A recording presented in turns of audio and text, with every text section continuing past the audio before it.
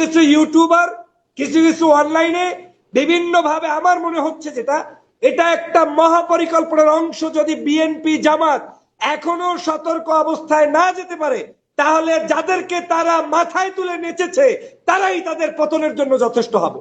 তাদেরকে বিতর্কিত করতে তারাই যথেষ্ট হবে। কেন এই কথাগুলো দুঃখ নিয়ে বলতে হচ্ছে?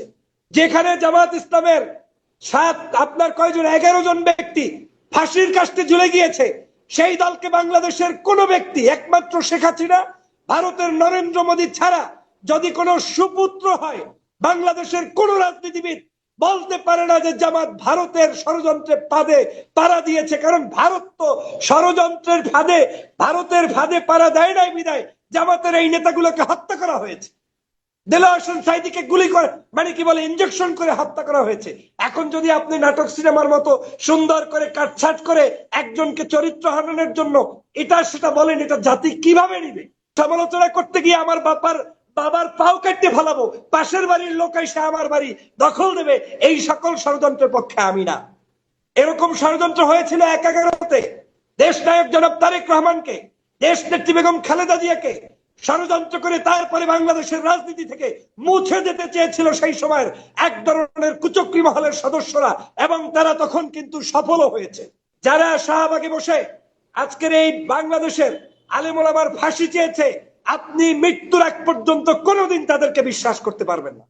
যেই বিচারপতি ওই ব্যক্তিদেরকে ফাঁসির রায় দিয়েছে, তাদেরকে আপনি কোনোদিন বিশ্বাস করতে পারবেন না। ডাক্তার শফিকুর রহমান একজন সম্মানিত ব্যক্তি, একজন একজন বিখ্যাত ব্যক্তি। রাজনীতিতে এখন দেশনেত্রী বেগম খালেদা জিয়ার পরে বাংলাদেশের ঐক্যের প্রতীক হচ্ছে ডাক্তার শফিকুর রহমান। জামাত এবং বিএনপির মধ্যে অনৈক্য সৃষ্টি করে দিয়ে কি হাসিল করতে চান, কাকে এখানে নিয়ে আসতে চান, সেই শফিকুর রহমানকে বলে যদি কোনো একজন ব্যক্তি কি লিঙ্কডিন ভাইরাল হয়েছে নাকি, তার মানে কি বোঝাতে যাচ্ছেন? একজন বয়স্ক মানুষের প্রতি শ্রদ্ধা রেখে কথা বলতে পারে না, আর এদেরকেই আবার জামাত, শিবির, ছাত্রদল, বিএনপি সবাই মিলে নাচিয়ে নাচিয়ে তারপরে আপনাদের আজকের নিজের পায়ে কুড়াল মারছেন। বাংলাদেশে 5ই আগস্টের পূর্বে যে এক ধরনের ঐক্যবদ্ধ অবস্থান ছিল, সেই ঐক্যবদ্ধ অবস্থানটা যাতে আবার স্থায়ী রূপ লাভ না করে, সে কারণে দেশি বিদেশি বিভিন্ন চক্রান্ত এখনো চলমান। মানে যেমন 2006 সাল পর্যন্ত 4 দলীয় জোট ছিল, বিএনপি জামাতের মধ্যে ঐক্য ছিল। এই ঐক্যের ফাটল ধরানোর জন্য দেশি বিদেশি চক্রান্ত ছিল, এবং সেই চক্রান্তে আত্মসমর্পণ করার না করার কারণেই তৎকালীন সময়ে জামাতের নেতৃবৃন্দকে ফাঁসির কাস্টে ঝুলতে হয়েছে। দেশ নেত্রী বেগম খালেদা জিয়াকে আনটিল টুডে, তাকে মানে এই 5 তারিখের আগ পর্যন্ত অসুস্থ অবস্থায় জেলের মধ্যে বন্দী থাকতে হয়েছে, এবং এক প্রকার গৃহবন্দী অবস্থায় ছিল। শেখ হাসিনা শুধু মৃত্যুর অপেক্ষায় ছিল যে খালেদা জিয়া যে কোনো সময় মারা যাক, এবং অট্টহাসি করে এটাই বলেছিলেন যে ওনার বয়স হয়েছে, চিকিৎসার দরকার নেই। তো এই যে ষড়যন্ত্রগুলো ছিল, সেই ষড়যন্ত্রগুলো থেকে তারা যখন বুঝতে পেরেছে, সফল হয়েছে, তখনই কিন্তু আমরা এই মহা বিপদের মধ্যে ছিলাম গত 16 বছর।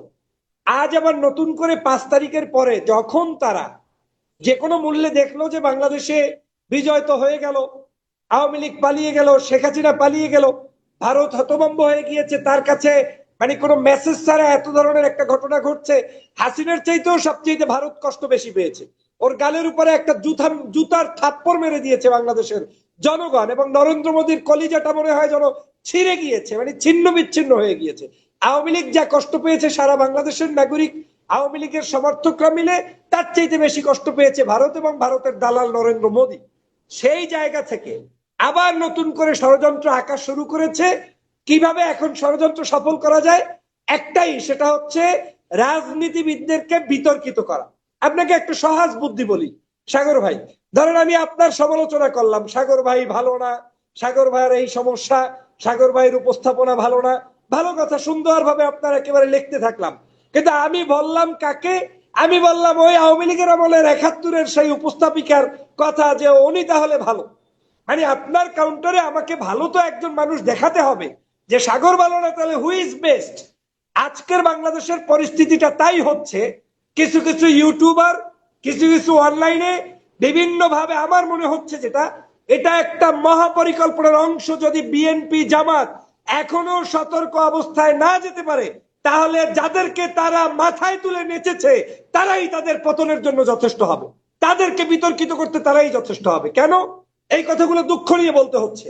যেখানে জামাত ইসলামের আপনার কয়জন 11 জন ব্যক্তি ফাঁসির কাস্টে ঝুলে গিয়েছে, সেই দলকে বাংলাদেশের কোন ব্যক্তি, একমাত্র শেখ হাসিনা, ভারতের নরেন্দ্র মোদী ছাড়া যদি কোনো সুপুত্র হয়, বাংলাদেশের কোন রাজনীতিবিদ বলতে পারে না যে জামাত ভারতের ষড়যন্ত্রের ফাঁদে পাড়া দিয়েছে। কারণ ভারত তো ষড়যন্ত্রের ফাঁদে, ভারতের ফাঁদে পাড়া দেয় নাই বিদায় জামাতের এই নেতাগুলোকে হত্যা করা হয়েছে। দেলোয়ার হোসেন সাঈদীকে গুলি করে, মানে কি বলে, ইনজেকশন করে হত্যা করা হয়েছে। এখন যদি আপনি নাটক সিনেমার মতো সুন্দর করে কাটছাট করে একজনকে চরিত্র হারানোর জন্য এটা সেটা বলেন, এটা জাতি কিভাবে নিবে? আমাদের জাতির মূল সমস্যা, রাজনীতিটাকে আমরা নিয়ে যাচ্ছি আমার দিকে, কিন্তু এই রাজনীতিবিদদের চরিত্র হরণ করার মধ্য দিয়ে বাংলাদেশ যে ক্ষতিগ্রস্ত হচ্ছে সেটা আমরা জানি না। আমাদেরকে অবশ্যই সমালোচনা করতে হবে। আমি পলাশ ভাইয়ের সাথে এগ্রি যে এই সকল আলোচনাগুলো জাতির জন্য হতাশা হবে, সেই সকল জায়গায় আমরা সমালোচনা করব। কিন্তু সমালোচনা করতে গিয়ে আমার বাবার পাও কাটতে ফেলাবো, পাশের বাড়ির লোক এসে আমার বাড়ি দখল দেবে, এই সকল ষড়যন্ত্রের পক্ষে আমি না। এরকম ষড়যন্ত্র হয়েছিল 11-তে, দেশ নায়ক জনাব তারেক রহমানকে, দেশ নেত্রী বেগম খালেদা জিয়াকে ষড়যন্ত্র করে তারপরে বাংলাদেশের রাজনীতি থেকে মুছে দিতে চেয়েছিল সেই সময়ের এক ধরনের কুচক্রী মহলের সদস্যরা, এবং তারা তখন কিন্তু সফলও হয়েছে। তখন হয়তো আমাদের মতো অনলাইন যোদ্ধা ছিল না, কিন্তু তখন ছিল বাংলাদেশের কিছু দালাল মিডিয়া, তাদের মিডিয়ার বিপরীতে আমরা কাজ করতে পারি নাই।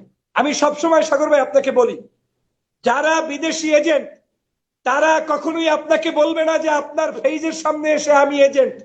তার চেহারা থাকবে সাগর ভাইয়ের মতো, জামা থাকবে সাগর ভাইয়ের মতো, টুপি থাকবে সাগর ভাইয়ের মতো, কলেমা না পড়লেও মনে মনে বলবে আমি কলেমার লোক। এইরকম ভাবখানা নিয়ে আপনার সামনে এমন কিছু উপস্থাপন করবে, আপনি তার প্রেমে মশগুল হবেন। যেদিন আপনাকে বাস দেওয়ার প্রয়োজন সেদিন আপনাকে বাস দেবে। আপনাকে প্রশ্ন রেখে বলতে চাই, যারা শাহবাগে বসে আজকের এই বাংলাদেশের আলেম ওলামার ফাঁসি চেয়েছে, আপনি মৃত্যুর আগ পর্যন্ত কোনোদিন তাদেরকে বিশ্বাস করতে পারবেন না। যেই বিচারপতি ওই ব্যক্তিদেরকে ফাঁসির রায় দিয়েছে তাদেরকে আপনি কোনোদিন বিশ্বাস করতে পারবেন না। সেই বিচারপতিরা যদি এখন শেখ হাসিনার বিরুদ্ধে অনেক গল্প শোনায়, আর আপনি মনে মনে ঢাকা এয়ারপোর্টে গিয়ে তাকে পিক আপ করার জন্য লাল গালিচে সংবর্ধনা দেন, আপনার বাবার খুনির সাথে আপনি গাদ্দারি করলেন।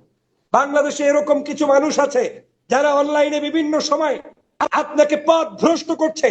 এবং আমি শুধু এটা জামাতের জন্য নয়, বাংলাদেশ জাতীয়তাবাদী দলের 10টা ভুল থাকতে পারে, 100 কাজের মধ্যে 20টা ভুল থাকতে পারে, কিন্তু একটা দলের 90টা ভুল থাকতে পারে না। এটা মিথ্যা কথা, এটা কোনোভাবে হতে পারে না।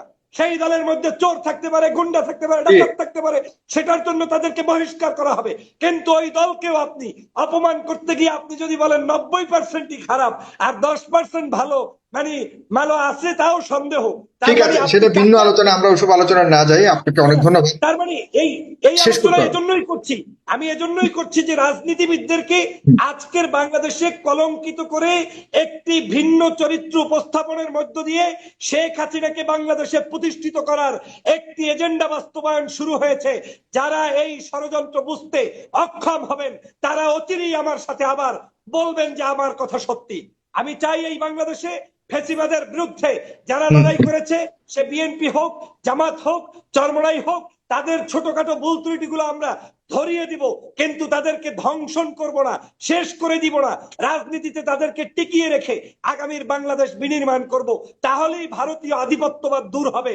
কিন্তু মুখে মুখে ওই কসকো সাবন কিংবা কি করে আপনার ভারতীয় প্রোডাক্ট, আমি তো জানি না সব নাম, ওই সকল নামকে আপনি শুধুমাত্র একটা ভিডিওতে কিংবা লেখার মধ্যে আপনি বাদ দিয়ে দিয়ে ভারতীয় আধিপত্যবাদ ঠেকাইতে পারবেন না। ভারতীয় আধিপত্যবাদ ঠেকাইতে হইলে এই দেশের রাজনীতিবিদদেরকে সম্মানের সাথে রাজনীতির সুযোগ করে দিতে হবে। অনেক ধান্দাবাজ আছে, নিজে করে আপনার ধরেন ইসরায়েলের প্রোডাক্ট ব্যবহার, নিজে করে ভারতের প্রোডাক্ট ব্যবহার, নিজে করে ভারতের চাকরি গোলামি, আবার তারা এসে আপনাকে আমাকে মসজিদের জুমার নামাজের পরে খুতবায় রাস্তার বাহিরে এসে লিফলেট বিতরণ করে ভারত বিরোধী মানসিকতা দেখান। ভারত বিরোধী মানসিকতা দেখাইতে হইলে সবার আগে এই বাংলাদেশে যেই সকল দল ভারতীয় আধিপত্যবাদের বিরুদ্ধে লড়াই করে গত 16 বছর টিকেছিল তাদেরকে সম্মানের জায়গায় পৌঁছাতে হবে। আমি আশ্চর্য হয়ে যাই, ডাক্তার শফিকুর রহমান একজন সম্মানিত ব্যক্তি, একজন বিখ্যাত ব্যক্তি রাজনীতিতে। এখন দেশ নেত্রী বেগম খালেদা জিয়ার পরে বাংলাদেশের ঐক্যের প্রতীক হচ্ছে ডাক্তার শফিকুর রহমান। জামাত এবং বিএনপির মধ্যে অনৈক্য সৃষ্টি করে দিয়ে কি হাসিল করতে চান, কাকে এখানে নিয়ে আসতে চান, সেই শফিকুর রহমানকে বলে যদি কোনো একজন ব্যক্তি কি লিঙ্কডিন ভাইরাল হয়েছে নাকি, তার মানে কি বোঝাতে যাচ্ছেন? একজন বয়স্ক মানুষের প্রতি শ্রদ্ধা রেখে কথা বলতে পারে না, আর এদেরকেই আবার জামাত, শিবির, ছাত্রদল, বিএনপি সবাই নিয়ে নাচিয়ে নাচিয়ে তারপরে আপনাদের আজকের নিজের পায়ে কুড়াল মারছেন। সাবধান হতে হবে। আগামীর বাংলাদেশ এই রাজনীতিবিদদের হাত থেকে ছুটে গেলে বাংলাদেশের করুণ পরিণতি হবে। রাজনীতিবিদদেরকে সংশোধন যেমন করব, পাশাপাশি এই রাজনীতিবিদদেরকে সাথে নিয়ে এই দেশ গঠন করব। অতএব ভারতের এখন মহাপরিকল্পনা হচ্ছে তারেক রহমানকে মাইনাস করো, খালেদা জিয়াকে মাইনাস করো, ডাক্তার শফিককে মাইনাস করো, চরমনারকে মাইনাস করো, যারা এই দেশপ্রেমিক ছিল তাদেরকে মাইনাস করো, আর আওয়ামী লীগকে কৌশলে কয়েক বছর পরে নির্বাচন করে বিদেশিদের চাপ টাপ দিয়ে নির্বাচিত করবা। এই সকল ধান্দা এই দেশে বাস্তবায়ন করতে দেয়া যাবে না। অতএব আসুন দেশবাসীর কাছে উদাত্ত আহ্বান জানাই, সবার চক্ষু খুলে তারপরে বিবেকের কাছে প্রশ্ন তুলুন। আপনি তাহলেই সফল হবেন, না হয় বাংলাদেশের ভবিষ্যৎ অন্ধকার।